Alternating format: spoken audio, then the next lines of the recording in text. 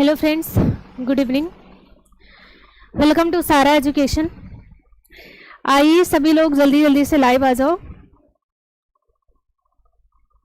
सभी लोग like share कर दीजिए क्लास को।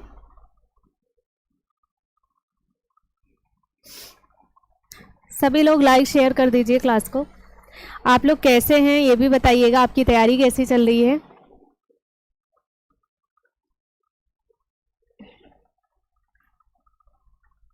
Good evening, good evening.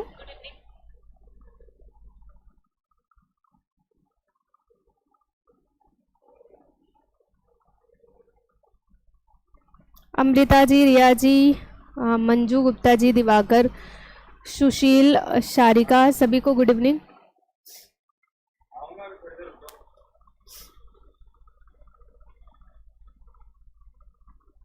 क्या सारी चीज़ें क्लियर हैं? एक बार कंफर्म करवा दीजिए, वॉइस वगैरह सब क्लियर है।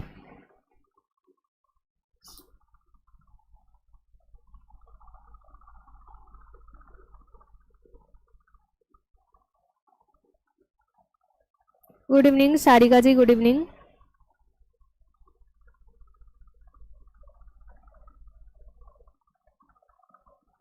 क्या सारी चीज़ें क्लियर हैं?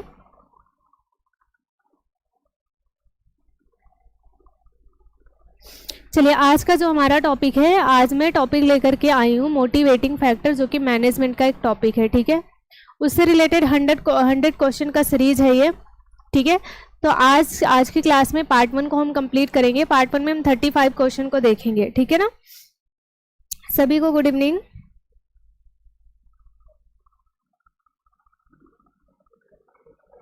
All clear? ओके जी, चलिए शुरू करते हैं। ठीक है, क्वेश्चन नंबर 1 आप लोग देखिए, मोटिवेटिंग फैक्टर का क्वेश्चन है सारा का सारा। निम्नलिखित में से व्यवस्था के स्वाभाविक मूल्य कौन कौन से हैं, बताइए। और जल्दी जल्दी से क्वेश्चन का आंसर देते चलिएगा सभी लोग। ठीक है, क्या सहकारिता है, या फिर यंत्र विज्ञान संबंधी संतुष्टि है, ईमानदारी है, या फिर रचनात्मकता है। ठीक है, निम्नलिखित में से व्यवस्था के स्वाभाविक मूल्य कौन कौन से हैं। All clear? ओके जी, बहुत बढ़िया।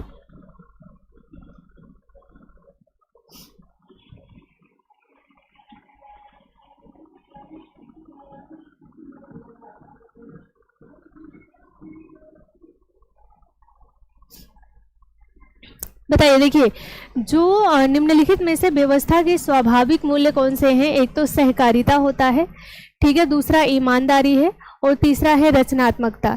ये यंत्र विज्ञान संबंधी जो संतुष्टि है, इसका संबंध मूल्य से, या फिर जो भी व्यवस्था के स्वाभाविक मूल्य दिए गए हैं, इनसे इसका रिलेशन कोई कहीं से कहीं तक नहीं है।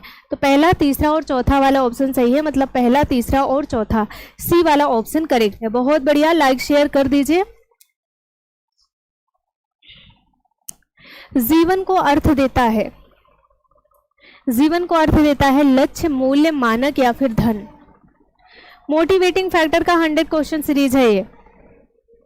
गुड इवनिंग सुजीता जी, गुड इवनिंग। कैसे हैं आप सभी लोग?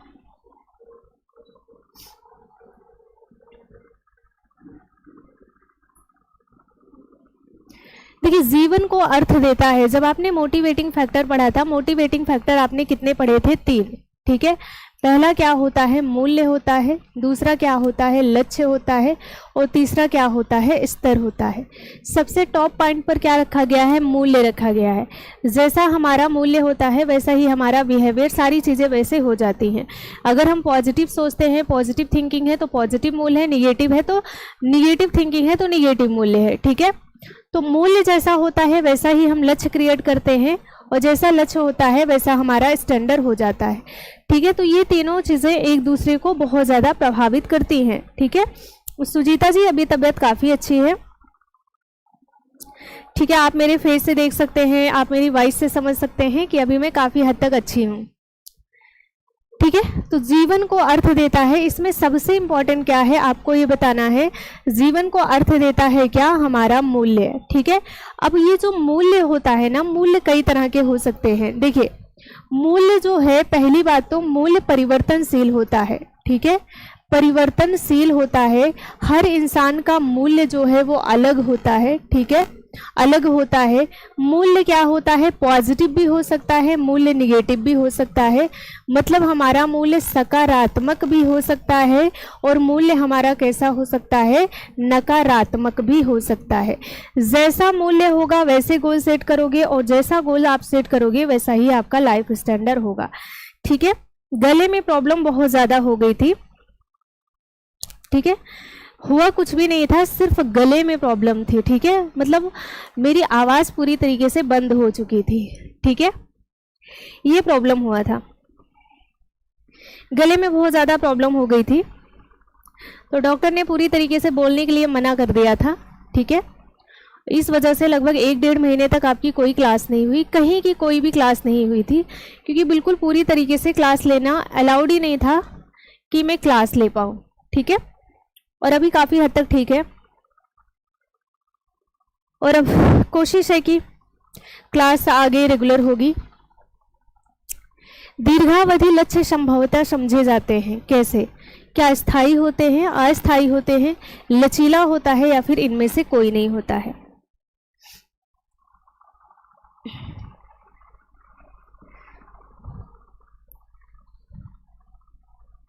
हाँ, बिल्कुल बोलने के लिए डॉक्टर ने बिल्कुल मना कर दिया था कि आपको बोलना ही नहीं है। ठीक है, तो 1-1.5 महीने में बहुत कम बोली हूँ, मतलब घर में भी मैं बोलती थी तो एकदम एकदम स्लो वॉइस में।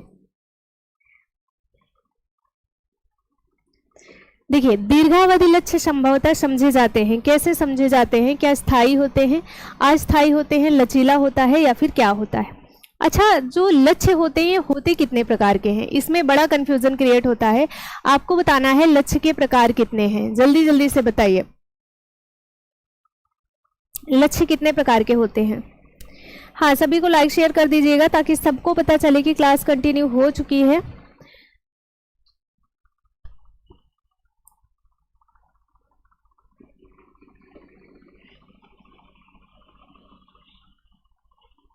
और आप लोग भी अपनी तैयारी कंटिन्यू रखिए। ठीक है, दीर्घावधि के लक्ष्य जो होते हैं वो कैसे समझे जाते हैं, स्थायी। देखिए, लक्ष्य जो होते हैं वो कितने प्रकार के होते हैं, जल्दी जल्दी बताइए। ठीक है, लक्ष्य जो होते हैं 3 प्रकार के होते हैं। ठीक है, एक तो अल्पकालिक होता है, दूसरा मध्य अंत लक्ष्य होता है और तीसरा जो होता है ये दीर्घकालिक होता है। ठीक है, 3 प्रकार के लक्ष्य होते हैं, अल्पकालिक, मध्य अंत, ठीक है, और तीसरा क्या होता है, दीर्घकालिक। ठीक है, ये होते हैं। और जो दीर्घकालिक लक्ष्य होते हैं उसे हम स्थायी समझते हैं, और दीर्घकालिक जो लक्ष्य होते हैं इसे हम बना तो पहले लेते हैं। ठीक है, जैसे अभी किसी को मान लीजिए कोई पेरेंट्स है, उनका बेबी बहुत छोटा है। ठीक है, उन्होंने ये लक्ष्य बना लिया है अपने बेबी को लेकर के आगे चल करके बच्चे को डॉक्टर बनाएंगे। ठीक है, अब उनके मन में कहीं ना कहीं ये पूरी तरीके से घर कर लिया है कि बच्चा आगे चल करके डॉक्टर ही बनेगा। ठीक है, आज तो बच्चा बनेगा नहीं, बनेगा लगभग 20-25 साल के बाद, है ना। तो ये जो लक्ष्य हमने बना लिया कि हमारा बच्चा आगे चल करके ये बनेगा, तो ये क्या है, इसी को हम कहते हैं दीर्घकालिक लक्ष्य। ठीक है, जो कि क्या होता है, स्थायी होता है। पार्कर के अनुसार आराम मानव व्यवहार का प्रेरणात्मक मूल्य है। क्या ये सही है, क्या ये सत्य है, असत्य है, संबंधित नहीं है या फिर विवादित है। बहुत बढ़िया, 3 टाइप होते हैं, बहुत अच्छा जी। ओके,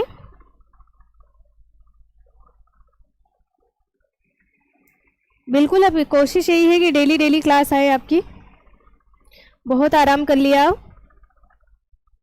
है ना।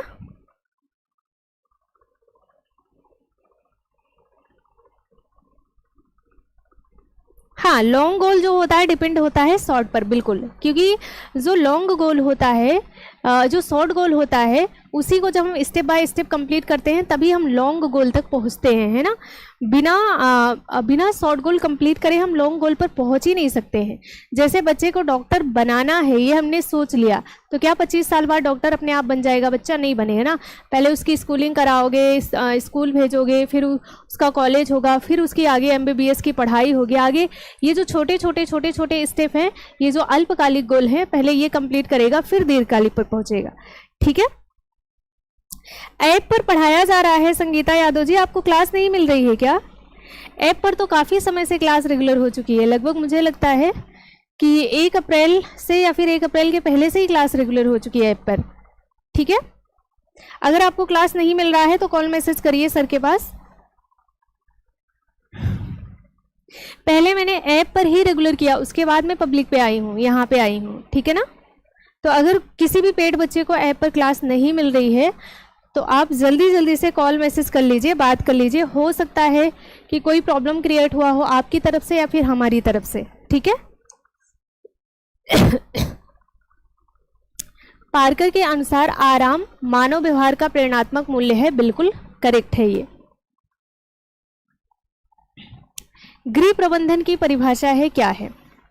क्या घर की देखभाल करना होता है गृह प्रबंधन? लक्ष्यों की प्राप्ति के लिए संसाधनों का प्रबंधन करना होता है, कार्यों को समाप्त करना है, घरेलू कार्यों में दक्षता का प्राप्त होना, ठीक है।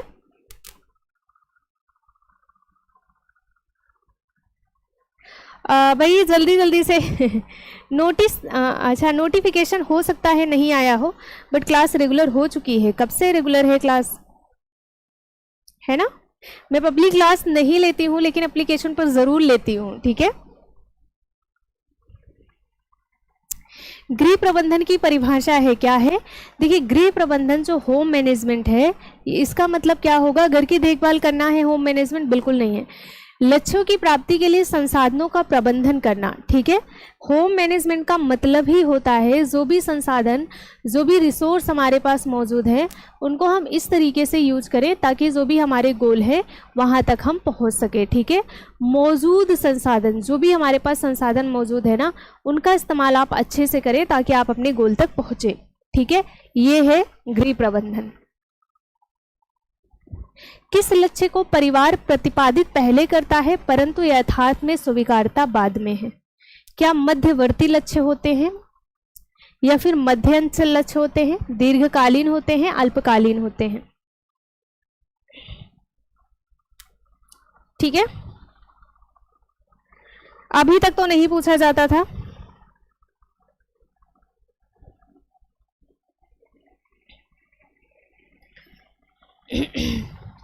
किस लक्ष्य को परिवार प्रतिपादित पहले कर देता है, मतलब बना तो पहले लेता है लेकिन उसे स्वीकारता बाद में है? बताइए, क्वेश्चन नंबर 6। अब देखिए ऐसे कौन से लक्ष्य होते हैं? वो लक्ष्य होते हैं दीर्घकालिक, ठीक है। जो दीर्घकालिक लक्ष्य होते हैं इसे हम बना पहले लेते हैं लेकिन स्वीकारते बाद में। जैसे हमने सोच लिया कि हमारा बच्चा आगे चल करके डॉक्टर बनेगा, ठीक है। बनेगा, अभी बना नहीं है, ठीक है। बनेगा में लगभग 20 से 25 साल लग जाएंगे।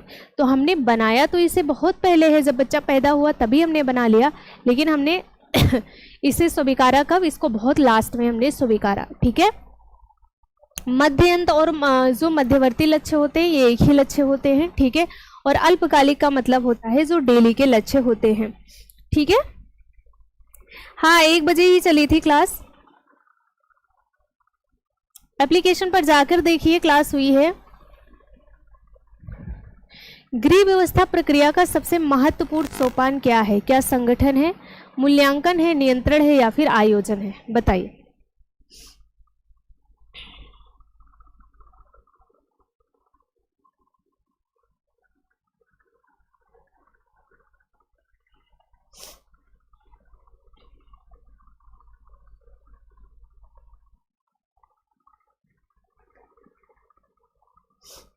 बीच में लगभग 5:30 बजे से क्लास होती थी आपकी 1 बजे वाली, लेकिन आज 1 बजे ही हुई है, ठीक है। चेक करिएगा एक बार आप। गृह व्यवस्था प्रक्रिया का सबसे महत्वपूर्ण सोपान क्या है? देखिए यहाँ पे स्टेप, सारे स्टेप दिए गए हैं, ठीक है। आयोजन है, नियंत्रण है, संगठन है, मूल्यांकन है। इनमें से सबसे इम्पोर्टेंट क्या होता है? इनमें से सबसे इम्पोर्टेंट होता है प्लानिंग। कब, कहाँ, कैसे, क्या करना है, ठीक है। कब, कहाँ, किसके थ्रू, कैसे, क्या करना है आपको, ये सब तय करना ही क्या कहलाता है? आपका आयोजन कहलाता है। और इसमें सबसे ज़्यादा इम्पोर्टेंट क्या होता है? प्लानिंग होता है, ठीक है। व्यवस्थापना प्रक्रिया के मुख्य चरण हैं। क्या पूंजी, समय, श्रम है, आयोजन नियंत्रण मूल्यांकन है, मशीन पूंजी श्रम है, मैनेजर क्लर्क या फिर श्रमिक है।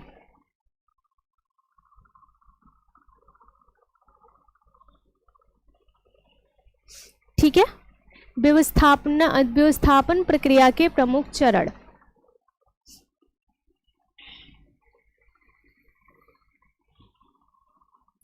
पता है, अच्छा है मैं पहले बीमार होगी, पता लगता है यही मैं बीमार होती आपके एग्जाम टाइम पे, तब क्या होता सोचिए। हो रही है अभय पटेल जी, हो रही है, ठीक है ना। अच्छा है पहले बीमार होके ठीक हो गई। अब देखिए, व्यवस्थापना प्रक्रिया के मुख्य चरण क्या होते हैं? आयोजन, नियंत्रण और मूल्यांकन। इसके 4 स्टेप होते हैं, ठीक है। आयोजन, संगठन, नियंत्रण और मूल्यांकन, ठीक है। ये चीज आपको याद रखना है। और जो नियंत्रण है ना, इसके 3 स्टेप होते हैं, ठीक है। क्रियान्वयन करना, ठीक है, इसी को आप बोलते हैं बल देना, जांच करना और समायोजन। ये चीज आप सभी लोग रट लीजिए। जब यहां से क्वेश्चन बनता है ना, तो काफी ज्यादा कंफ्यूजन क्रिएट होती है, ठीक है। देखिए, आयोजन, संगठन, नियंत्रण, मूल्यांकन। नियंत्रण के 3 स्टेप होते हैं। बल देना, जिसे आप कहते हैं क्रियान्वयन करना, जांच करना, चेकिंग करना। समायोजन का मतलब होता है एडजस्टमेंट, ठीक है, ध्यान रखिएगा। अगला क्वेश्चन है, पाठ्यक्रम उपयोगी है कैसे? क्या शैक्षिक उद्देश्यों की प्राप्ति हेतु, या फिर शैक्षिक प्रक्रिया व्यवस्थित करने हेतु, या फिर समय व शक्ति के उपयोग के लिए, या फिर उपरोक्त सभी के लिए? जो पाठ्यक्रम हमारे हैं वो उपयोगी हैं, बताइए किसके लिए उपयोगी है? ओके, थैंक यू भाई, थैंक यू सभी को।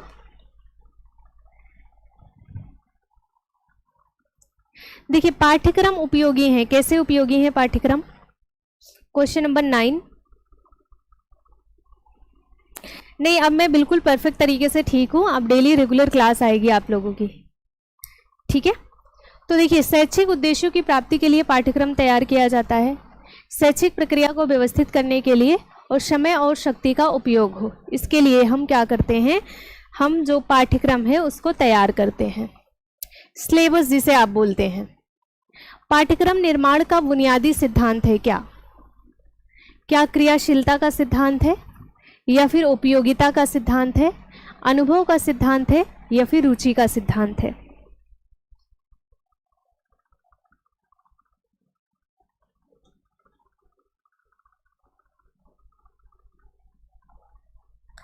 ठीक है, पाठ्यक्रम निर्माण का बुनियादी सिद्धांत क्या है?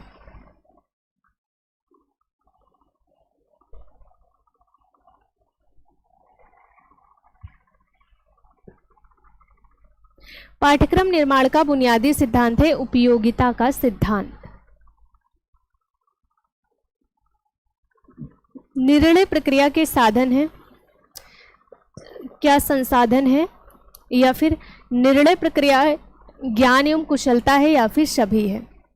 निर्णय प्रक्रिया के साधन है क्या?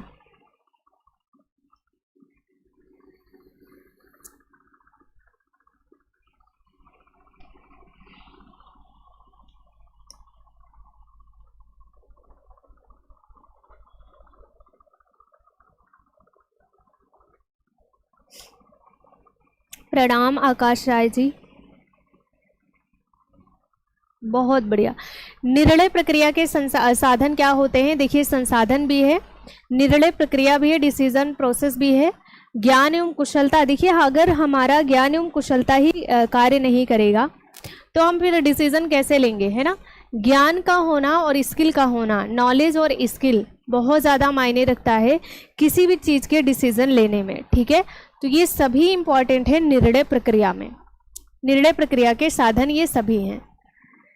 प्रबंधन के उत्प्रेरक कारक हैं, क्या है? मोटिवेटिंग फैक्टर क्या है, ठीक है। जहाँ पे भी ये पूछा जाएगा वो मोटिवेटिंग फैक्टर करके पूछा जाएगा, और जहाँ पे स्टेप पूछा जाएगा, चरण पूछा जाएगा, वहाँ पे आप आयोजन, संगठन, नियंत्रण और मूल्यांकन लगाएंगे, ठीक है। इन दोनों चीज़ों को भी आप क्लियर कर लीजिए। देखिए, जहां पे आपसे चरण पूछा जाए या फिर स्टेप, किसके? प्रबंधन के, मैनेजमेंट के, वहां पे आप क्या लगाएंगे? वहां पे आप आयोजन, संगठन, नियंत्रण और मूल्यांकन को लगाएंगे, ठीक है। और प्रबंधन के उत्प्रेरक तत्व में आप क्या लगाएंगे? वैल्यू, गोल, स्टैंडर्ड लगाएंगे, ठीक है। तो यहाँ पे मूल्य, लक्ष्य और स्तर, ये सभी क्या हैं? ये सभी प्रबंधन के उत्प्रेरक तत्व कहलाते हैं, ये सभी मोटिवेटिंग फैक्टर कहलाते हैं। प्रबंधन है एक, क्या है? मानसिक प्रक्रिया है, यांत्रिक प्रक्रिया है, शारीरिक प्रक्रिया है, तकनीकी प्रक्रिया है? बताइए।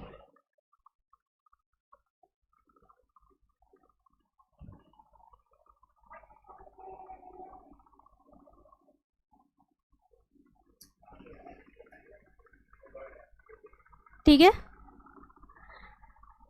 प्रबंधन क्या है? देखिए, अगर हम प्रबंधन की बात करते हैं ना, प्रबंधन क्या है? प्रबंधन का मतलब होता है मैनेजमेंट, ठीक है, मैनेजमेंट होता है। और मैनेजमेंट क्या यांत्रिक प्रक्रिया है? बिल्कुल नहीं है। क्या शारीरिक प्रक्रिया है? क्या आप इसमें फिजिकल वर्क करते हैं? क्या आप हाथ पैर से इस तरीके से वर्क करते हैं? बिल्कुल नहीं, ठीक है। तकनीकी प्रक्रिया है? नहीं है। क्या है? मानसिक प्रक्रिया है। मैनेजमेंट क्या होता है? ये कंटिन्यूअस चलने वाली प्रोसेस होती है, मतलब ये क्या होता है? ये सतत चलने वाली प्रक्रिया है, ठीक है। ये क्या है? मानसिक प्रक्रिया है। ये क्या है? कला है, ठीक है ना। ये क्या है? विज्ञान है, मतलब कला विज्ञान दोनों है। ये क्या है? अनुभव है, ठीक है। ये क्या है? क्रम से चलता है, ठीक है। ऐसा नहीं कि कूद कूद के आप सारे काम कर लोगे, ऐसा बिल्कुल नहीं है, ठीक है। तो इस तरीके से आपको अपनी तैयारी करनी है, ठीक है ना। क्या क्या है तो आपको बता देना है। मैनेजमेंट एक सतत प्रक्रिया होती है, कंटिन्यूअस चलने वाला प्रोसेस होता है। एक मानसिक प्रक्रिया होती है, यहाँ पे हम मेंटल एफर्ट लगाते हैं, ठीक है। एक कला होता है, एक विज्ञान होता है। सभी लोग बोलते हैं ना, बिल्कुल, कि जो मैनेजमेंट है ना, हाँ, अगर हम घर के मैनेजमेंट की बात करें तो ज़रूरी नहीं है कि जो बहुत ज़्यादा पढ़े लिखे लोग होंगे उनमें मैनेजर की क्वालिटी बहुत ज़्यादा होगी या फिर मैनेजमेंट करने की क्वालिटी बहुत ज़्यादा होगी, ऐसा बिल्कुल नहीं है। आप देखेंगे कि बहुत सारी लेडीज़ ऐसी होती हैं जिनमें जो बिल्कुल पढ़ी लिखी नहीं होती हैं, फिर भी उनमें मैनेजमेंट की क्वालिटी बहुत अच्छी होती है, हर एक पॉइंट को समझते हैं। तो ये क्या है? ये एक तरीके का आर्ट होता है जो किसी में भी हो सकता है, चाहे वो पढ़ा लिखा हो या फिर नहीं हो, ठीक है। एक तरीके का आर्ट होता है, ये एक तरीके का साइंस होता है, ये एक तरीका का एक्सपीरियंस होता है। बोलते हैं ना कि जितना धक्का खाते हैं उतना ज़्यादा दिमाग आता है, तो जितना ज़्यादा आप ऐसे वर्क करोगे उतना ज़्यादा एक्सपीरियंस होगा आपको और उतना ज़्यादा अनुभव होगा, मैनेजमेंट का काम अच्छा कर पाओगे, ठीक है। ये क्या होता है? सीक्वेंस से चलता है, ठीक है। पहले आप क्या करते हैं? पहले आप प्लानिंग करते हैं, फिर ऑर्गेनाइजेशन आता है, फिर आपका यहाँ पे कंट्रोलिंग आता है और फिर आपका इवैल्यूएशन आता है। इस तरीके से ये चलता है, ठीक है। हाँ, चलिए, है ना। तो ये जो हमारी सोच है ना, इसको भी आपको बदलना होगा। अगर कुछ लोग ऐसे सोचते होंगे कि नहीं पढ़े लिखे लोग ज़्यादा समझदार हैं, ऐसा बिल्कुल नहीं है, ठीक है ना। ये सोच अगर आप ऐसा सोचते हैं तो बिल्कुल गलत है। एक्सपीरियंस बहुत ज़्यादा मायने रखता है, ठीक है, कि आप किस क्षेत्र में कितने एक्सपीरियंस रखते हो, ठीक है, वो बहुत ज़्यादा मायने रखता है, ठीक है। चलिए अब देखिए प्रबंधन प्रक्रिया का मुख्य बिंदु क्या है, ठीक है। बिल्कुल रूबी जी, बिल्कुल मैं इस बात से सहमत हूँ, ठीक है। बहुत सारे पेरेंट्स ऐसे हैं जो बहुत ज़्यादा पढ़े लिखे नहीं है, फिर भी उनमें मैनेजमेंट की क्वालिटी एकदम कूट कूट के भरी होती है। क्यों? क्योंकि उनका एक्सपीरियंस इतना ज़्यादा हो चुका है ना, कि जितना आप पढ़ के सीखे हो ना उतना वो अनुभव कर चुके हैं, आपसे बहुत पहले वो उससे बहुत ज़्यादा अनुभव कर चुके हैं, ठीक है। तो प्रबंधन प्रक्रिया का मुख्य बिंदु है क्या है? आयोजन, नियंत्रण, मूल्यांकन या फिर उपरोक्त सभी।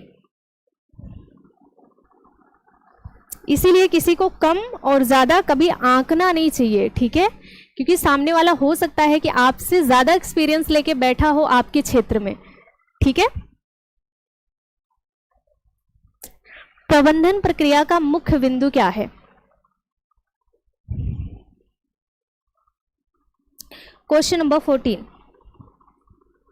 जी बिल्कुल, आयोजन, नियंत्रण, मूल्यांकन सभी हैं। ठीक है,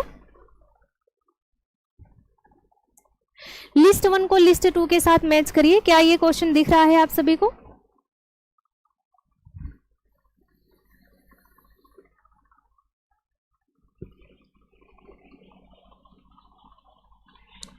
क्या ये क्वेश्चन दिख रहा है सभी को?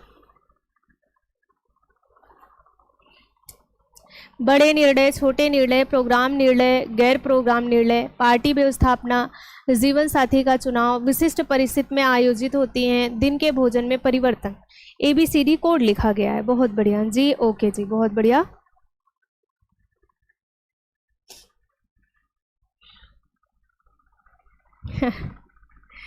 चलिए बताइए, लिस्ट 1 को लिस्ट 2 के साथ मिलाना है। Question number 15।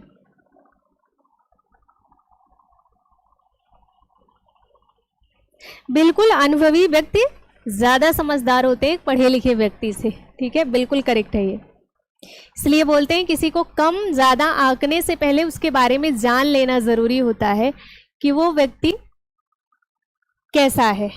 ठीक है,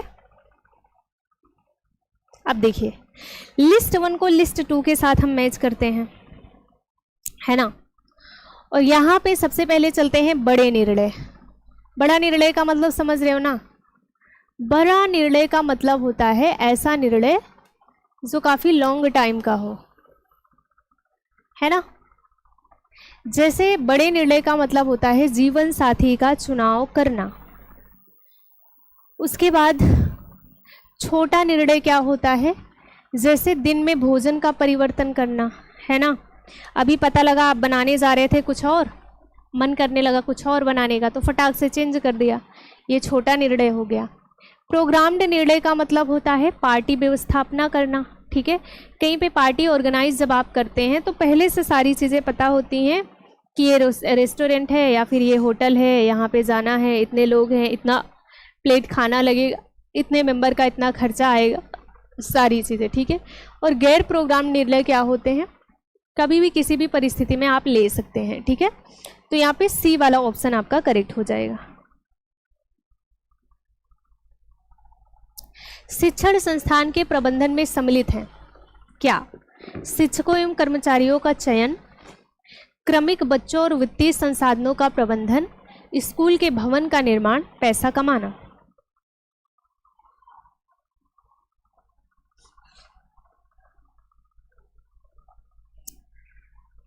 शिक्षण संस्थानों के प्रबंधन में सम्मिलित हैं।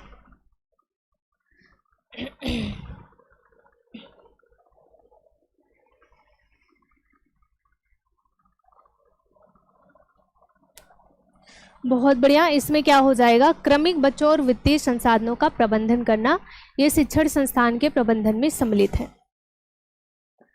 अगला है, भारत सरकार द्वारा नियोजन आयोग की स्थापना किस वर्ष में करी गई थी?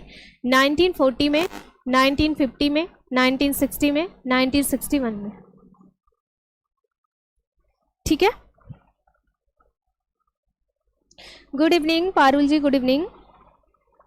आप लोग इतना लेट ज्वाइन मत किया करो, अब समझ लो कि 7 बजे आपकी क्लास होगी।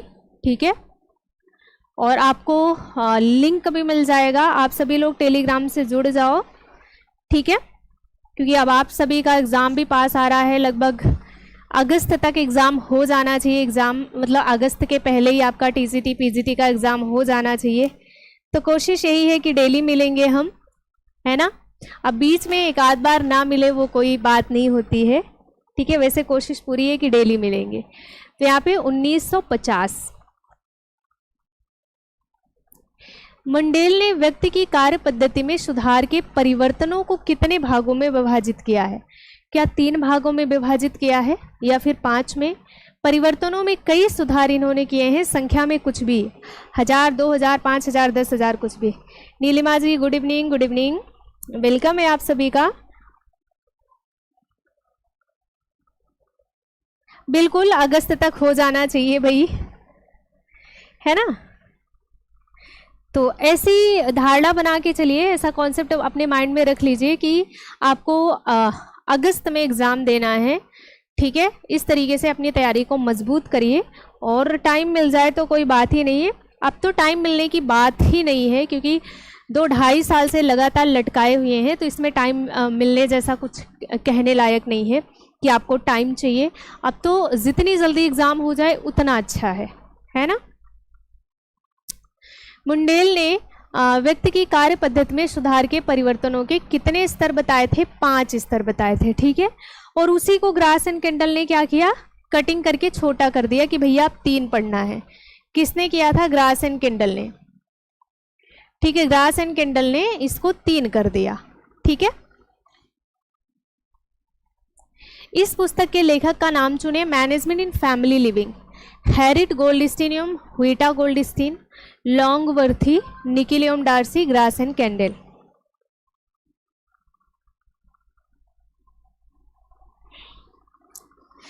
मधु जी हाँ, थोड़ी तबीयत खराब हो गई थी इस वजह से।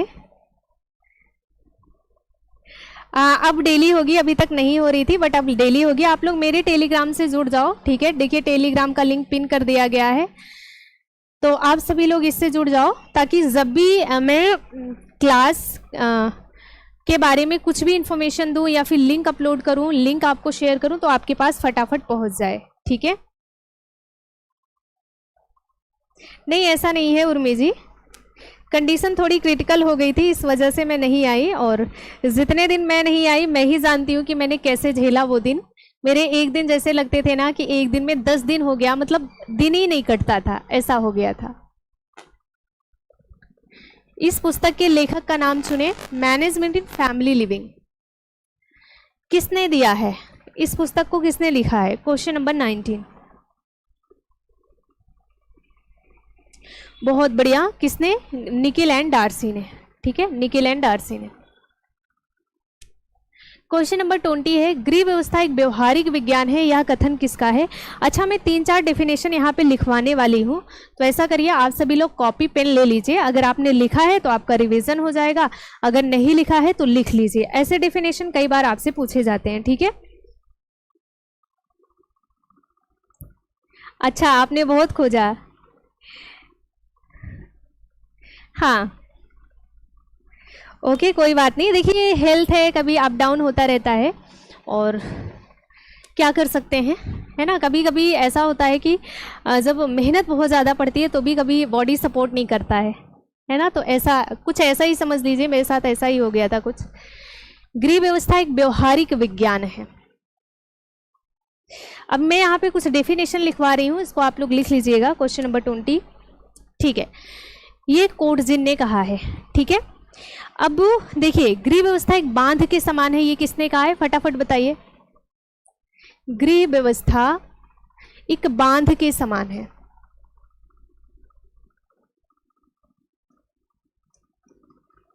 किसने कहा है?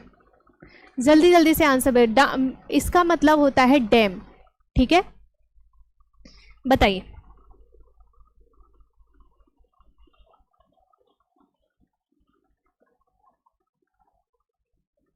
ठीक है, चलिए। प्रबंधन को एक प्रक्रिया किसने कहा है? प्रबंधन एक प्रक्रिया है, ऐसे डेफिनेशन आपसे पूछे जाते हैं, ठीक है। इसके साथ ही साथ आपको बताना है, नियोजन प्रबंधन प्रक्रिया का प्रथम चरण है, ऐसा किसने कहा है? नियोजन प्रबंधन प्रक्रिया का प्रथम चरण है, ऐसा किसने कहा है? ठीक है, देखिए ये सारे डेफिनेशन बहुत इंपॉर्टेंट है। ये कहा है पी देवदास ने, कई बार पूछा गया है। प्रबंधन एक प्रक्रिया है, ऐसा किसने कहा है?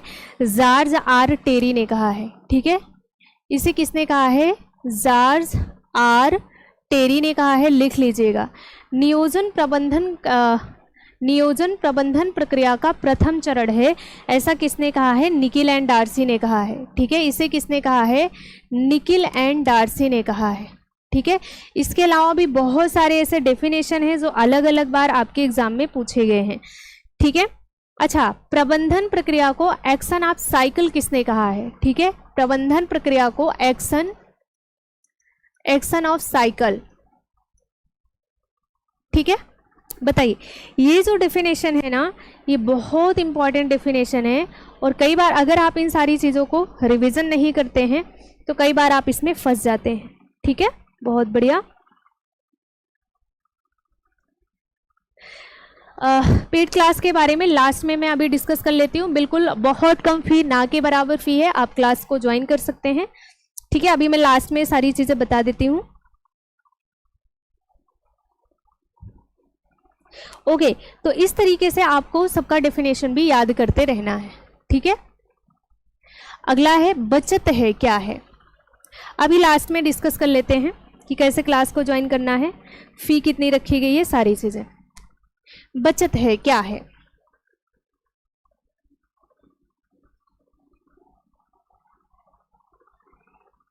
लाइक शेयर ज़रूर कर दीजिए ताकि सभी बच्चे को पता चले। बचत है, देखिए जब आय में से व्यय को माइनस करते हैं तो उसे हम बचत कहते हैं ना। जब हमारा इनकम में से हम एक्सपेंडिचर को माइनस कर देते हैं तो जो चीज़ बचता है उसी को आप बचत कहते हैं। ठीक है, स्वर्णिम आयाम का अनुपात किसके द्वारा दिया गया था। रूस, ग्रीक, भारत, चीन। बहुत बढ़िया, बहुत बढ़िया। स्वर्णिम आयाम का अनुपात किसके द्वारा दिया गया।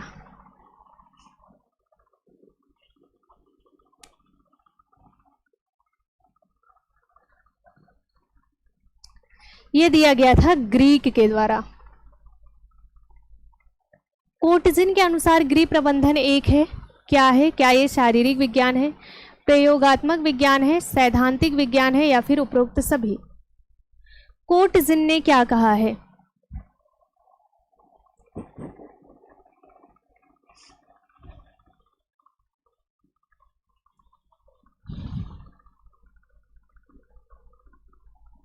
ठीक है, देखिए कोटजिन ने क्या कहा है। कोटजिन ने गृह प्रबंधन को व्यवहारिक विज्ञान कहा है। व्यवहारिक का मतलब जो हम अपने व्यवहार में यूज करते हैं, जो हम अपने एक तरीके से प्रैक्टिकली जो हम यूज करते हैं ना, तो ये क्या हो जाएगा, प्रयोगात्मक विज्ञान कहा है। ठीक है, क्या कहा है इन्होंने, आपको बता देना है, प्रयोगात्मक विज्ञान कहा है। ठीक है, निम्न में से कौन प्रबंधन का कार्य है। क्या है, अधिक्रम है, नव प्रवर्तन है, पहल है, कार्य में विभाजन। प्रबंधन मैनेजमेंट का काम क्या है। बहुत बढ़िया, बहुत बढ़िया।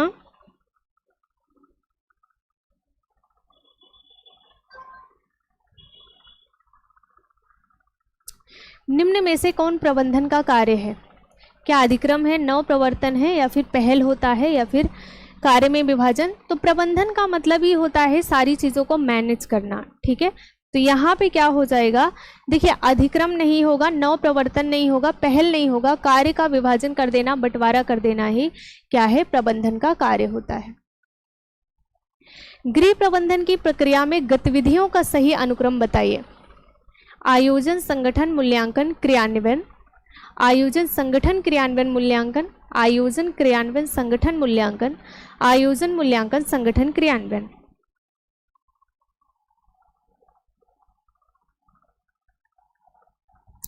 देखिए इस बार का जो एग्ज़ाम होगा ना, इसमें कंपटीशन बहुत हाई लेवल का है, ध्यान रखिएगा। इसमें जो कंपटीशन का लेवल है ना, वो बहुत हाई है। ठीक है, तो आप अपने आप को इस तरीके से प्रिपेयर करेंगे कि छोटे से मतलब इजी से इजी क्वेश्चन को लेकर टफ से टफ क्वेश्चन आप सॉल्व कर सकें। ठीक है, और कॉन्सेप्ट को समझते हुए चलना है ना। और साथ ही साथ आपका होम साइंस के साथ आपका जो फिजियोलॉजी है वो भी तैयार होना बहुत ज़रूरी है ना। बिल्कुल, तो देखिए सबसे पहले अगर हम सही अनुक्रम की बात करते हैं तो सबसे पहले प्लानिंग करते हैं, ऑर्गेनाइजेशन, क्रियान्वयन, और उसके बाद मूल्यांकन। समझ आया। देखिए भाई डी वाले गलत हैं। आयोजन के बाद मूल्यांकन कैसे कर लोगे, आयोजन के बाद क्रियान्वयन नहीं करोगे। आयोजन, संगठन, मूल्यांकन सबसे पहले नहीं आएगा। ठीक है ना, तो सबसे पहले आप आयोजन करते हैं, फिर संगठन, फिर क्रियान्वयन। अब आप बताइए ये क्रियान्वयन आपने किसके अंतर्गत पढ़ा है, क्रियान्वयन आपने किसके अंदर पढ़ा है, बताइएगा। कौन सा लक्ष्य का प्रकार नहीं है?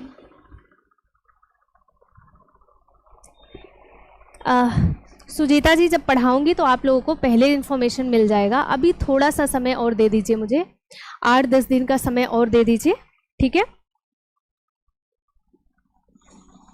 क्योंकि अभी बहुत ज़्यादा लोड अगर मैं ले लेती हूँ ना तो फिर कुछ भी कह नहीं सकते हैं अभी, ठीक है? तो इस वजह से मैं बहुत सोच समझ कर क्लासेस ले रही हूँ अभी, है ना? थोड़ा थोड़ा नियंत्रण का। बहुत बढ़िया।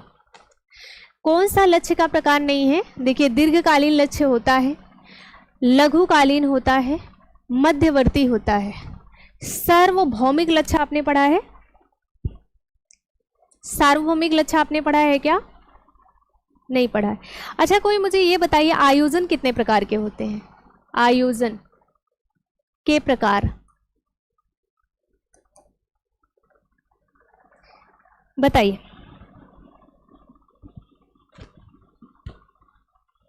आयोजन के प्रकार कितने होते हैं?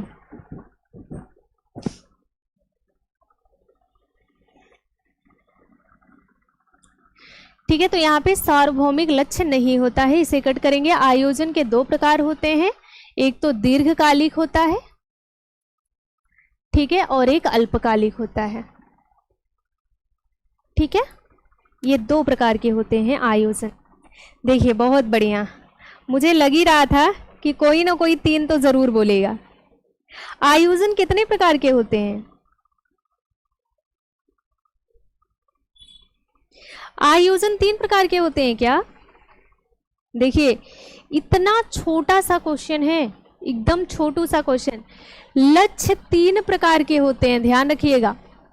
लक्ष्य के 3 प्रकार होते हैं, दीर्घकालीन, लघुकालीन, या फिर आप इसे अति लघुकालीन भी बोलते हैं और मध्यवर्ती भी बोलते हैं, ठीक है? जबकि आयोजन जो प्लानिंग होता है वो 2 ही होता है। प्लानिंग के 2 टाइप होते हैं, एक तो लॉन्ग टर्म प्लानिंग होता है, एक तो शॉर्ट टर्म प्लानिंग होता है, ठीक है? क्लियर है? ओके, बहुत बढ़िया। तो देखिए, छोटे छोटे पॉइंट को क्लियर करते चलिए। गृह व्यवस्था एक बांध के समान है जिसके द्वारा संसाधनों को नियमित किया जाता है। किसने कहा है? निकिल एवं डार्सी ने, राजमल, पी देवदास ने, कोटजिन ने, या फिर ग्रासन किंडल ने? गृह व्यवस्था एक बांध के समान है। लक्ष्य 3 होते हैं, बिल्कुल। हाँ मुकेश जी, मैं सोच समझ के ही क्लास ले रही हूँ। अच्छा, कोई बात नहीं सुजीता जी, पहले अच्छे सारे प्रोसेस हो जाएं, है ना? तब तक आप भी एकदम परफेक्ट हो जाएंगी और हम भी एकदम परफेक्ट हो जाएंगे, है ना? टेंशन मत लीजिए, अभी नहीं शुरू कर रही हूं मैं।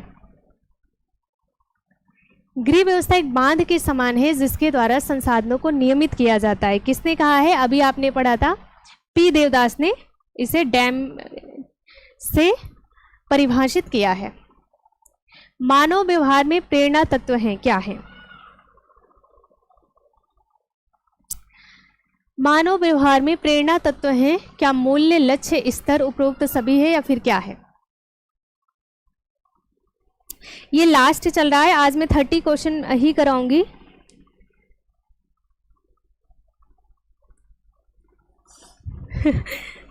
चलिए, ठीक है। ऐसी ऐसी बात करते हैं आप लोग कि बहुत हंसी आ जाती है भाई। कैसे आप निपट जाएंगे? निपटने का मतलब क्या है यहाँ पे? मानव व्यवहार प्रेरणा में तत्व हैं कौन कौन से? तो मूल्य, लक्ष्य और स्तर, ये तीनों होते हैं, ठीक है? चलिए आगे बढ़ते हैं। सजावट का सिद्धांत है क्या?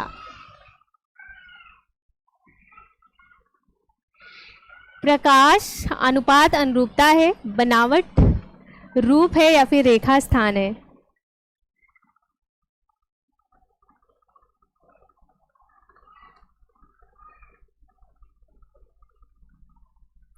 सजावट का सिद्धांत,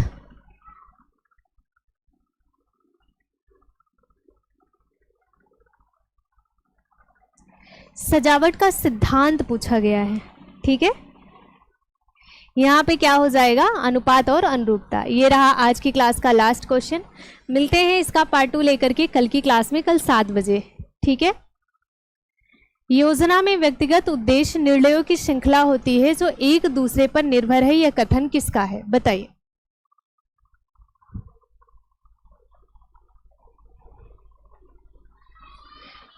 क्वेश्चन नंबर 30।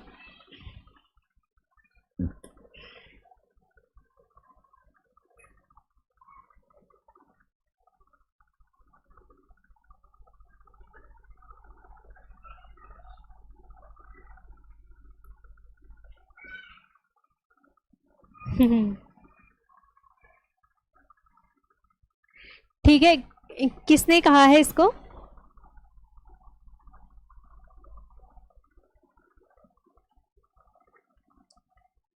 हाँ, घर वालों का प्रेशर हो सकता है, बिल्कुल सही है। तो इसे ग्रासन कैंडल ने दिया है। ठीक है, मुझे भी वही लग रहा था, घर वालों का कुछ ना कुछ प्रेशर होगा ही सही। अब होगा ही सही भाई, क्या कर सकते हैं, है ना। देखिए 2-2.5 साल से तो हमारा आयोग ही हमको लटका करके रखा हुआ है ना। आयोग हमारी प्रॉब्लम को समझ ही नहीं रहा, क्या कर सकते हैं।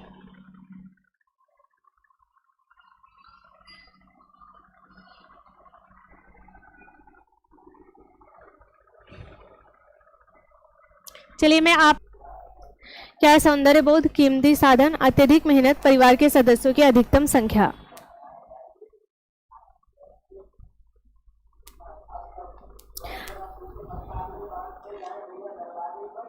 बताइए, उत्तम गृह सज्जा के लिए क्या अनिवार्य है? क्या आपके पास कीमती वस्तुएं होनी चाहिए, अत्यधिक मेहनत करना पड़ेगा आपको, परिवार के सदस्यों की अधिक संख्या होनी चाहिए, या फिर सौंदर्य बोध?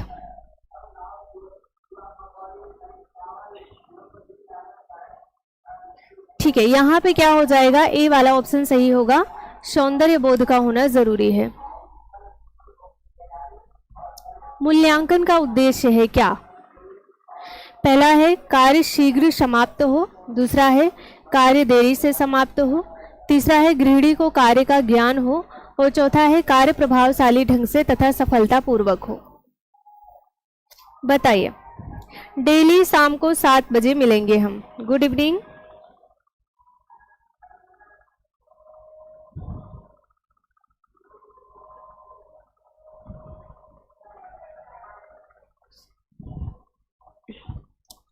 मूल्यांकन का उद्देश्य क्या होता है? मूल्यांकन का उद्देश्य है कार्य प्रभावशाली ढंग से तथा सफलतापूर्वक हो। मूल्यांकन हम करते इसीलिए हैं ताकि जो हमारा वर्क है वो पूरी तरीके से कंप्लीट तरीके से हो, और अगर निगेटिव उसमें रिजल्ट आता है तो हमें पता चलता है कि हमने कमी क्या की है। ठीक है, फिर उस कमी को हम सुधारने का काम करते हैं जब हम मूल्यांकन करते हैं। तो कार्य प्रभावशाली ढंग से हुआ है या नहीं है, कार्य में कोई कमी आई है या फिर कार्य प्रॉपर तरीके से हुआ है, इसका पता हम मूल्यांकन के थ्रू ही लगाते हैं। स्थान से अभिप्राय है क्या? रेखाओं का उचित सामंजस्य, रिक्त स्थान, आकर्षक सतह, मनोभाव में परिवर्तन करना। स्थान से अभिप्राय किससे है?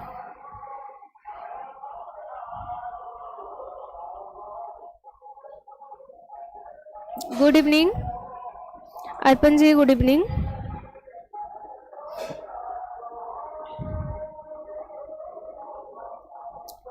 स्थान से अभिप्राय किससे होता है? रिक्त स्थान से। गृह व्यवस्था के 3 उत्प्रेरक कारक हैं, क्या क्या हैं? क्या आयोजन नियंत्रण मूल्यांकन है, मूल्य लक्ष्य स्तर है, या फिर मूल्य लक्ष्य मूल्यांकन है, या फिर कोई नहीं?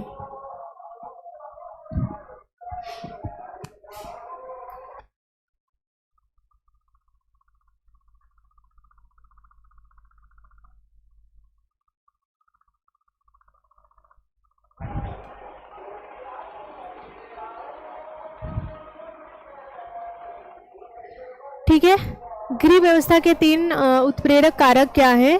तो आपको बताना है मूल्य, लक्ष्य और स्तर होते हैं। ठीक है, क्या क्या है? मूल्य, लक्ष्य और स्तर होते हैं। गृह व्यवस्थापन का केंद्र बिंदु क्या है? क्या मूल्य होता है, लक्ष्य है, स्तर है, या फिर आयोजन है?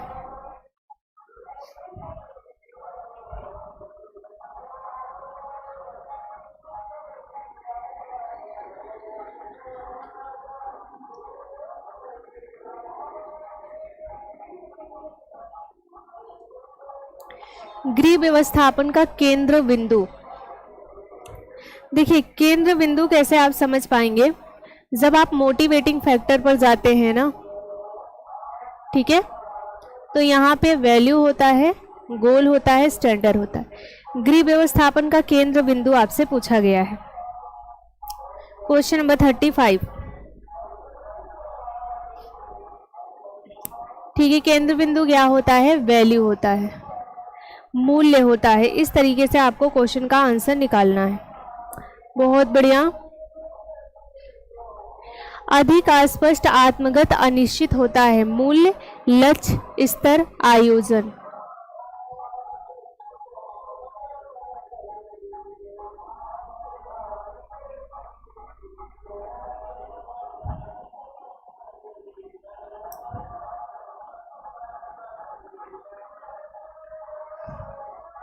अधिक अस्पष्ट, आत्मगत, अनिश्चित होता है क्या?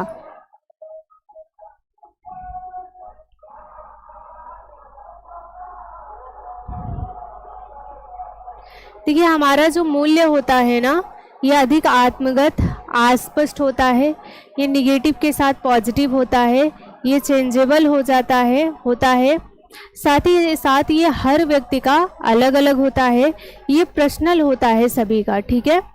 आयोजन नहीं होता है। अधिक अस्पष्ट, आत्मगत, अनिश्चित होता है क्या? मूल्य होता है।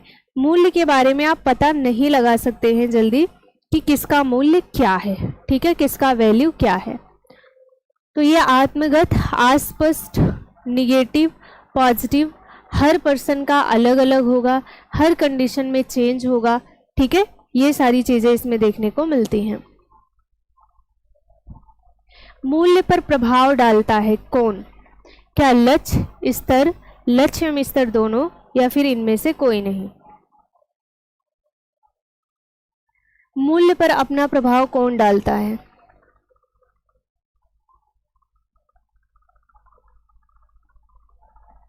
देखिए कैसे आप इसको निकालेंगे। ये रहा हमारा वैल्यू है, गोल है, स्टैंडर्ड है। वैल्यू पर प्रभाव डालने वाला कौन सा होगा? गोल एंड स्टैंडर्ड, ये दोनों होगा, ठीक है। क्या हो जाएगा? तो आपको बताना है गोल और स्टैंडर्ड दोनों होगा, लक्ष्य एवं स्तर दोनों हमारे वैल्यू पर अपना इफेक्ट डालते हैं, ठीक है। ग्रहण करने योग्य वस्तु या अंत या उद्देश्य है, क्या है? क्या मूल्य होता है, लक्ष्य है, स्तर है, या फिर सभी है?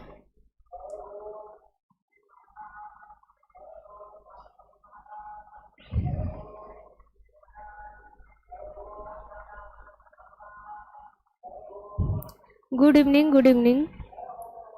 ग्रहण करने योग्य वस्तु या अंत या उद्देश्य है, कौन सा?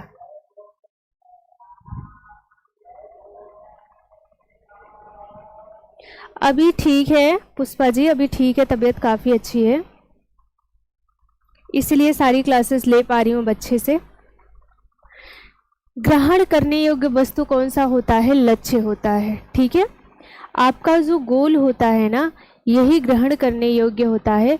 इसी के लिए हम मेहनत करते हैं, इसी के लिए आप मेहनत कर रहे हैं, ठीक है, ताकि आप अपने लक्ष्य तक पहुंचो।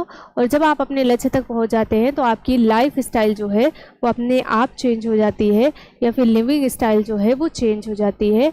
आपका एक स्तर बन जाता है, आपका एक स्टेटस बन जाता है समाज में, परिवार में, हर जगह, ठीक है। तुलना का आधार है, मूल्य है, लक्ष्य है, स्तर है। तुलना किसके थ्रू किया जाएगा?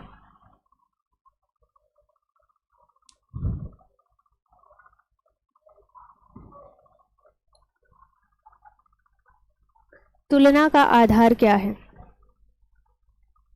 बताइए? मूल्य, लक्ष्य, स्तर, इनमें से तुलना का आधार क्या है? ठीक है, देखिए स्तर जो होता है ये तुलना का आधार है। स्तर के थ्रू ही ये कंपेयर किया जाएगा कि आपने लाइफ में क्या किया है, क्या नहीं किया है, ठीक है। पुष्पा जी पहले वाली एनर्जी अभी मैं दिखा नहीं सकती हूँ, ठीक है, नहीं तो प्रॉब्लम फिर से क्रिएट हो सकता है, इसीलिए पहले वाली एनर्जी मैं खुद नहीं दिखा रही हूँ, क्योंकि मेरे गले में प्रॉब्लम था, और आप समझ सकते हैं कि अगर पहले वाली एनर्जी में दिखाऊंगी तो फिर प्रॉब्लम क्रिएट हो सकता है, इसलिए मुझे पहले वाली एनर्जी दिखाने में थोड़ा सा समय लगेगा अभी, ठीक है।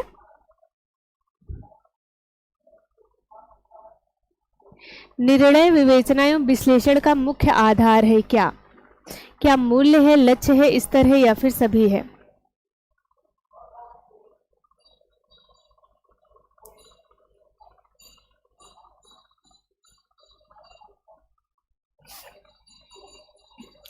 निर्णय विवेचना एवं विश्लेषण का मुख्य आधार क्या है? मूल्य, लक्ष्य, स्तर या फिर सभी?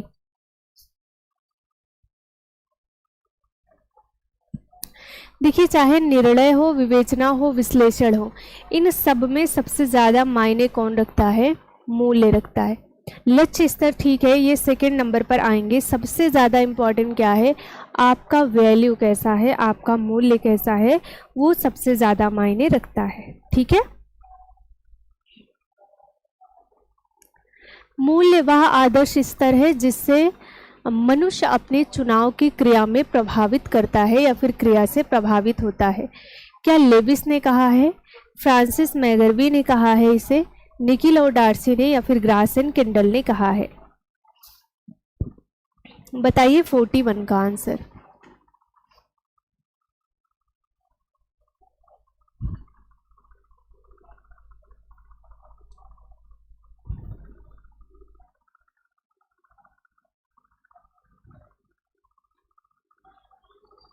ठीक है, देखिए, जो मूल्य वह आदर्श है जिससे मनुष्य अपने चुनाव की क्रिया में प्रभावित होता है या फिर क्रिया से प्रभावित करता है, ठीक है। ये किसने कहा है? ये फ्रांसिस ये लेविस के थ्रू, सॉरी, तो यहाँ पे ये क्या होगा? फ्रांसिस मैगरवी के थ्रू ये कहा गया है, ठीक है। ये जो डेफिनेशन दिया है ये फ्रांसिस मैगरवी के थ्रू दिया गया है। जिन्होंने भी 41 का बी वाला आंसर बताया है उनका करेक्ट है। लेविस ने नहीं कहा है, फ्रांसिस मैगरवी ने कहा है। इस डेफिनेशन को याद कर लीजिएगा, ऐसे डेफिनेशन आपसे बहुत ज़्यादा पूछे जाएंगे, ठीक है। चलिए आगे बढ़ते हैं। मूल्य मानवीय व्यवहार को प्रदान करने वाला कारक है, ये भी डेफिनेशन है, ठीक है। ये क्या है? ये भी आपका डेफिनेशन ही है। मूल्य मानवीय व्यवहार को प्रदान करने वाला कारक है। क्या निकिल एवं डार्सी ने कहा है, ग्रास एवं किंडल ने कहा है, फ्रांसिस मैगरवी ने कहा है, या फिर किसने कहा है? बताइए। डेफिनेशन में फंसेंगे आप लोग, ठीक है, इसलिए डेफिनेशन को याद कर लीजिए, बहुत इंपॉर्टेंट है। मूल्य मानवीय व्यवहार को प्रदान करने वाला कारक है, ऐसा किसने कहा है? निकिल एवं डार्सी ने कहा है, ठीक है। सत्य कथन को छांटना है, यहाँ पे सत्य नहीं असत्य कथन को छांटना है आपको, ठीक है। यहाँ पे मैं थोड़ा सा इसको बनाती हूँ। असत्य कथन को छांटना है, ध्यान से देखिएगा। मूल्य व्यक्तिगत होते हैं, मूल्य सामूहिक होते हैं, मूल्य स्थायी एवं अस्थायी होते हैं, मूल्य ऐच्छिक होते हैं, मूल्य निर्देशात्मक होते हैं, मूल्य धनात्मक एवं ऋणात्मक होते हैं। अब इनमें से ना जो असत्य कथन है उसे छांट देना है आपको। मूल्य कैसा होगा? Good evening Savita ji. असत्य कथन को छांटना है।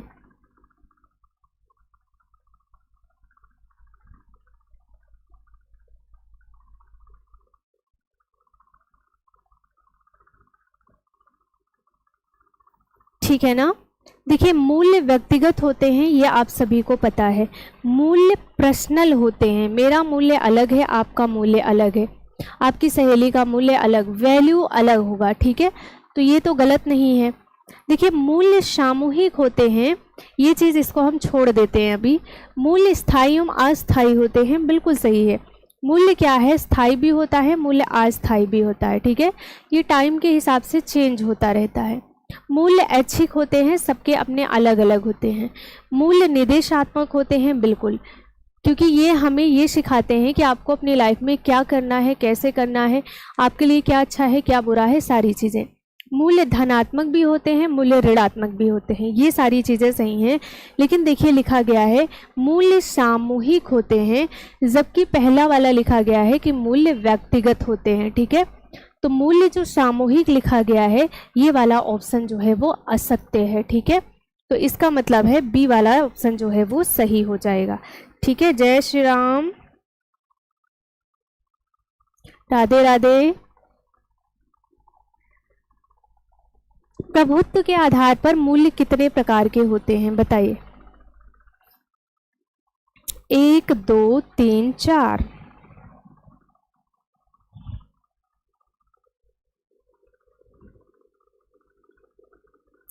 प्रभुत्व के आधार पर मूल्य के प्रकार बताना है।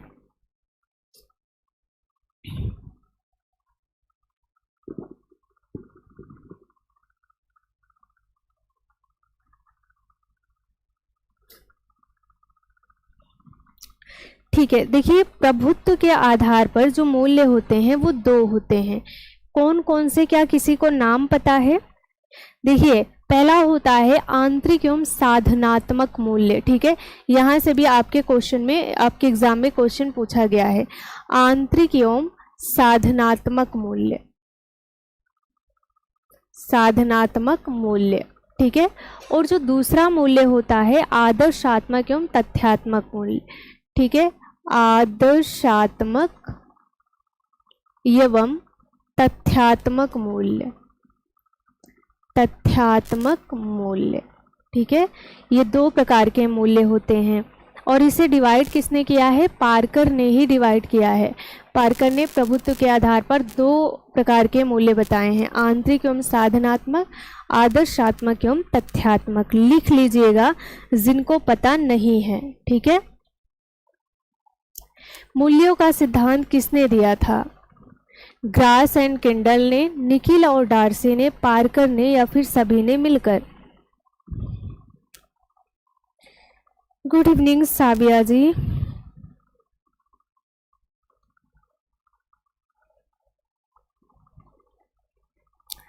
मूल्यों का सिद्धांत किसने दिया था? तो मूल्यों का सिद्धांत दिया था पार्कर ने, है ना। आप सभी को पता है कि मूल्यों का सिद्धांत पार्कर के थ्रू दिया गया था। अलग अलग प्रकार के, कहीं पे आप 9 मूल्य पढ़ते हैं, कहीं पे आप 11 मूल्य पढ़ते हैं। पार्कर के द्वारा कौन से मूल्य नहीं दिए गए हैं? ठीक है, पार्कर के द्वारा कौन सा मूल्य ऐसा है जो नहीं दिया गया है? गया है। ठीक है, देखती हूँ कितने बच्चे बता पाते हैं। खेल, कला, प्रेम, स्वास्थ्य, लक्ष्य। बहुत बढ़िया, बहुत बढ़िया। पार्कर के द्वारा इसमें से कौन सा मूल्य इन्होंने नहीं दिया है?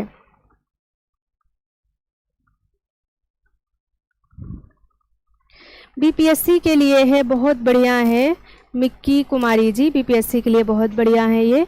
और मंडे से आपका नया बैच भी स्टार्ट हो रहा है, तो जितने बच्चे नए बैच से जुड़ना चाहते हैं आप सभी लोग जुड़ सकते हैं। ठीक है, देखिए पार्कर के द्वारा कौन से मूल्य नहीं दिए गए हैं? लक्ष्य नहीं बताया गया है। लक्ष्य क्या है? लक्ष्य एक तरीके का मोटिवेटिंग फैक्टर है। ठीक है, गृह सज्जा, बर्तन मांजना, वस्त्र धोना किस प्रकार का लक्ष्य है बताइए?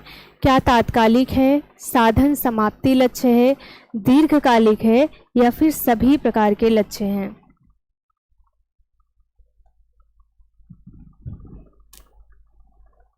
गुड इवनिंग सभी को। गृह सज्जा में बर्तन मांजना, मतलब गृह सज्जा करना, बर्तन मांजना, वस्त्र धोना, ये किस प्रकार के लक्ष्य में आएगा?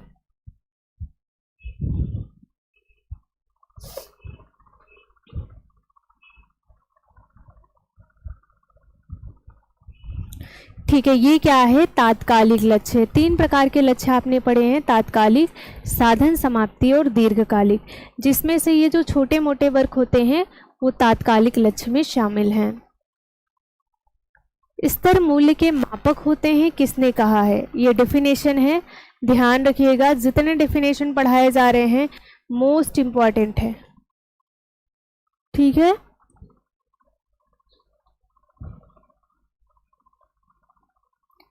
स्तर मूल्य के मापक होते हैं, ऐसा किसने कहा है? ग्रास एंड किंडल ने, निकी ल्यूम डार्सी ने, जॉन ने, या फिर किसी ने नहीं?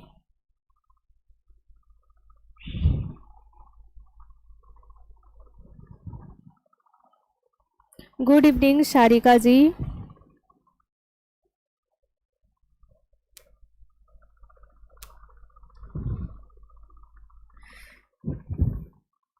ठीक है, किसने कहा है? निकिल एंड डार्सी ने ये डेफिनेशन दिया है। 50 का जिन्होंने भी बी बताया है बिल्कुल करेक्ट है। अगला है, निर्णय का अर्थ होता है क्या? काट देना, तोड़ देना, महसूस करना, या फिर निर्णय चयन? ठीक है, निर्णय का अर्थ है क्या?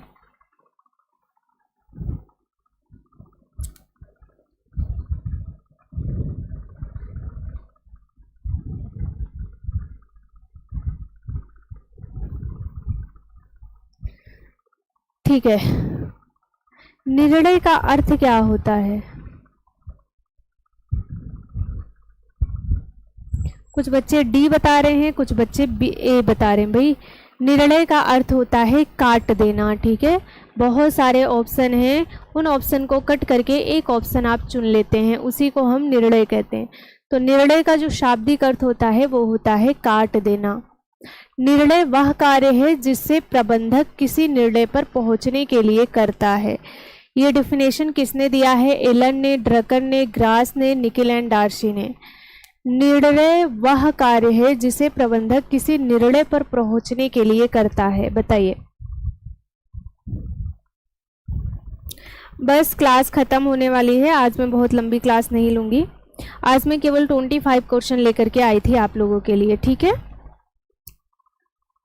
तो 3 से 4 क्वेश्चन और हैं जिसको हम सॉल्व करेंगे, बस उसके बाद क्लास को मैं एंड कर दूंगी। तो यहाँ पे जो 53 का आंसर है वो क्या हो जाएगा? एलन ने कहा है। ठीक है, निर्णय वह कार्य है जिससे प्रबंधक किसी निर्णय पर पहुंचने के लिए करता है। ये डेफिनेशन दिया है किसने? एलन ने दिया है। व्यवस्थापन का पूरक है क्या? क्या लक्ष्य है, स्तर है, निर्णय है, आयोजन है?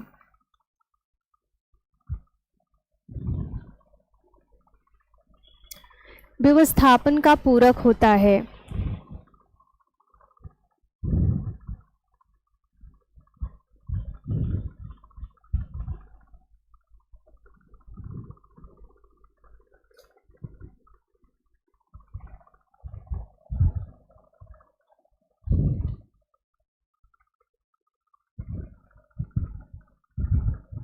बहुत गलत गलत आंसर आ रहे हैं, ये मान के चलिए आप सभी लोग।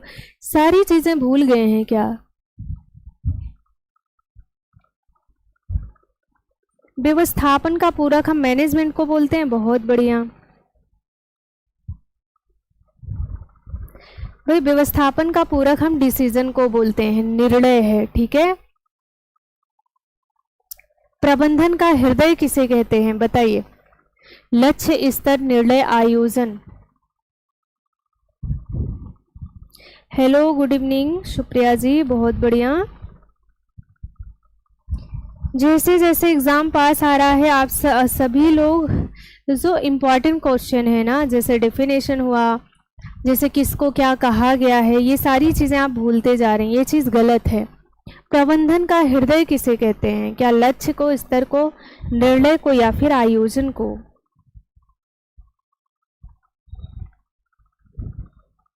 बहुत बढ़िया, निर्णय को प्रबंधन का हृदय भी कहा जाता है। मैनेजमेंट का हृदय किसे कहा जाता है? डिसीजन मेकिंग को, निर्णय को। आज की क्लास का लास्ट क्वेश्चन है, डेल्फी डिसीजन मेकिंग क्या है? क्या निर्णय लेने का तरीका है? विषय विशेषज्ञ होते हैं? आमने सामने उपस्थित नहीं होते हैं? टेलीफोन से समस्या समाधान?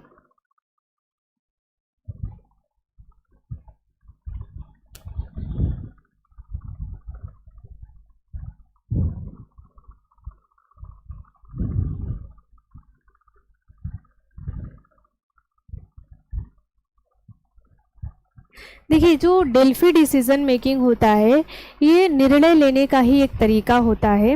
लेकिन इसमें जो विषय विशेषज्ञ होते हैं वो आमने सामने उपस्थित नहीं होते हैं। ठीक है, ये क्वेश्चन पूरी तरीके से लिखा नहीं गया है, मैं आपको बता देती हूँ। डिसीजन मेकिंग क्या होता है, ऐसा प्रोसेस होता है, ये डिसीजन लेने का ही प्रोसेस होता है। इसमें क्या होते हैं, जो हमारे विषय विशेषज्ञ होते हैं ना, विशेषज्ञ होते हैं, ये आमने सामने नहीं होते हैं। ठीक है, आमने सामने उपस्थित नहीं होते हैं। ठीक है, और उपस्थित ना होकर जैसे फ़ोन के थ्रू, ठीक है, टेलीफोन, लेटर के थ्रू या फिर जूमिंग के थ्रू आपकी समस्या का समाधान करते हैं, उसी को हम डेल्फी डिसीजन मेकिंग कहते हैं, जिसमें आमने सामने जो हमारे विषय विशेषज्ञ होते हैं वो प्रेजेंट नहीं होते। तो आज की क्लास में यहीं पर एंड करूँगी, मिलेंगे कल की क्लास में। लाइक शेयर कर दीजिएगा। Thank you.